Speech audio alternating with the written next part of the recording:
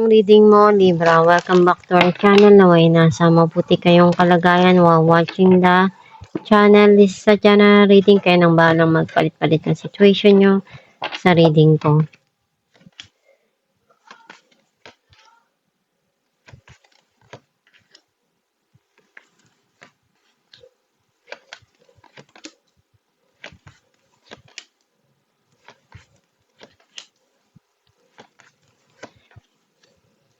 At the bottom of the deck, King of Cups. I feel like ang nasisense ko na energy mo, nakita ko na andun yung pagmamahal sa puso mo and mahalaga sa'yo na naibibigay yung pagmamahal doon sa mga taong nandyan para sa'yo or para sa sarili mo. Hindi nawawala yung pagmamahal palagi sa puso mo dahil iyon yung pinakamahalaga sa'yo. Doon ka umuhugot ng lakas at energy mo sa araw-araw. Ang mensahe ng card mo, unti-unting nagkakaroon ng clarity yung mga nangyari sa buhay mo, yung mga nangyari sa past situation.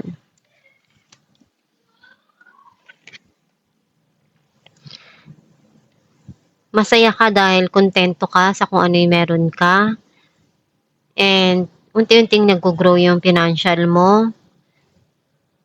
May mga gusto ka pang makuha na goal at ginagawa mo kung ano yung kaya mo dun na maabot yung mga pangarap mo.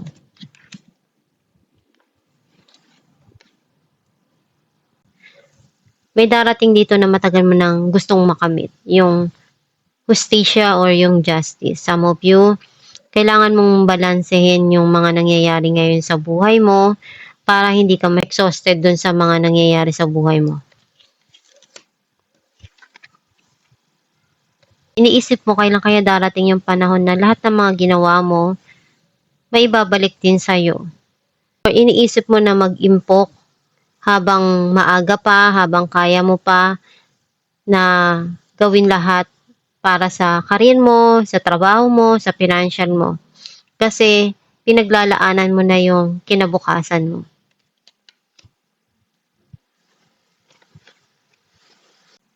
Andun yung gusto mo munang bigyan ng time yung sarili mo na makapagpahinga.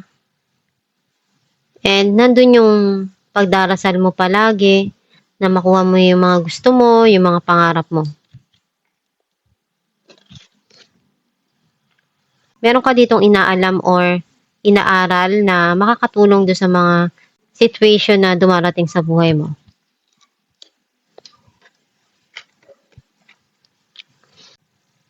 Right now, very emotional ka and gusto mong maramdaman yung pagmamahal na binibigay mo. Kasi kapag nagmahal ka todo-todo, hindi ka na nagtitira para sa sarili mo.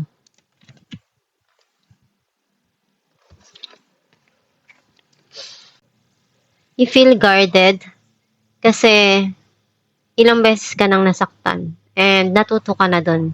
Ayaw mong paulit-ulit na mangyari yung mga nangyari sa'yo dati. Kaya para sa'yo kailangan ng bigyan ng wall yung puso mo para maproteksyonan din yung sarili mo. Clarify natin Knight of Swords. Seven of Wands and Nine of Pentacles. Meron ditong communication na darating. Ipaglalaban mo kung ano yung sa tingin mo tama para sa'yo. And ang mahalaga sa'yo, masaya ka sa kung ano yung ginagawa mo ngayon at kung ano yung meron sa buhay mo ngayon. Clarify natin Justice. Three of Cups and Queen of Cups. May darating dito na pagkikita or reconciliation and very emotional ka dun. Dahil andun yung puso mo pa rin. And gusto mong makuha yung justice dito, maibigay sa'yo or malilinawan na sa'yo yung mga nangyari. Clarify natin ang Four of Swords. Seven of Pentacles and Six of Swords. Unti-unti ka nang nagiging okay sa mga nangyayari sa buhay mo.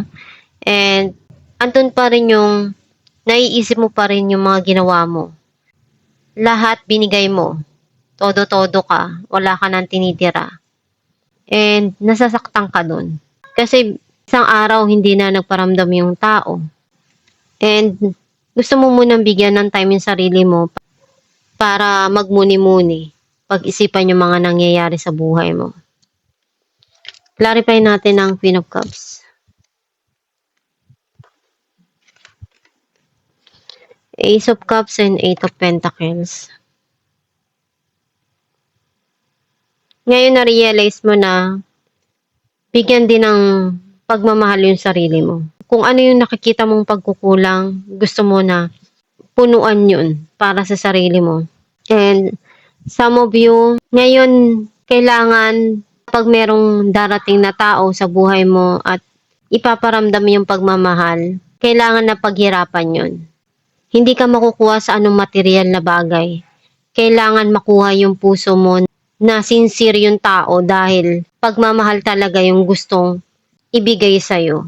Ayaw mo nang maranasan yung mga nangyari. Kasi mahalaga sa'yo yung pagmamahal. Or andun yung iniisip mo na bigyan mo na ng focus yung karir mo, yung trabaho mo. Dahil alam mo sa sarili mo na kailangan na pagtuunan muna na mapalago yung financial mo. Clarify natin ng Nine of Pentacles. Knight of Wands and King of Swords. Ngayon, nare-realize na nitong tao na to kung ano yung mga pagkakamali niya. And nakikita niya ngayon na masaya ka sa kung ano yung meron ka ngayon. Andun pa rin yung passion na nararamdaman nitong tao na to towards you. Clarify natin ng Seven of Pentacles.